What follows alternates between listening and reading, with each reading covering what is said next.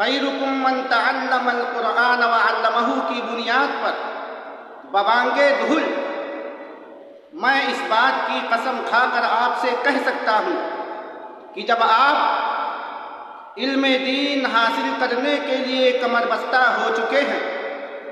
قرآن اور سنت کو حاصل کرنے کے لیے آپ اپنے آپ کو آمادہ کر چکے ہیں، تو آپ یہ مت دیکھیے کہ آپ کے شہر یا گاؤں کے اندر یا خود آپ کے گھر کے اندر آپ کا سگا بھائی ہی کیوں نہ ہو،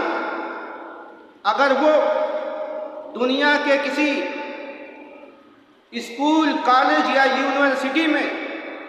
دنیاوی تعلیم حاصل کرنے کے لیے داخلہ لے چکا ہو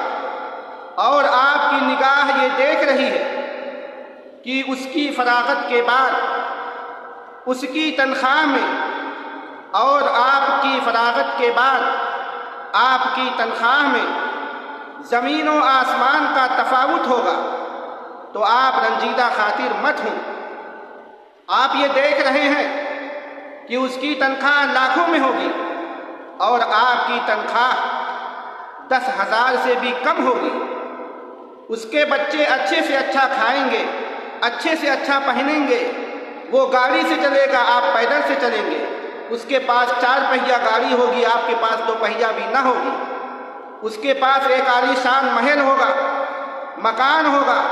اور آپ ایک ٹوٹے پھوٹے مکان میں رہ رہے ہوں گے۔ آپ قبیلہ خاطر ہرگز نہ ہوں۔ خیرکم من تعلم القرآن وعلمہ کی بنیاد پر میں آپ سے کہتا ہوں کہ آپ اچھے ہیں، اللہ کی نگاہ میں آپ معزز ہیں،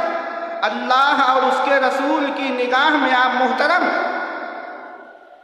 کیونکہ نبی پاک صلی اللہ علیہ وآلہ وسلم نے فرما دیا کہ تم سب میں، چاہے وہ فرنیچر کا کام کرنے والا ہو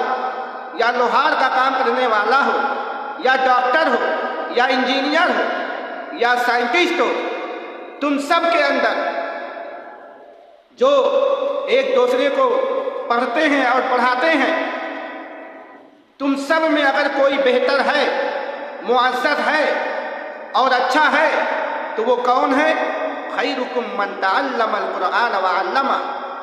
کہ تم میں سب سے بہترین وہ لوگ ہیں جو قرآن کو سیکھتے ہیں اور دوسروں کو سکھاتے ہیں، جو قرآن کو سیکھتے ہیں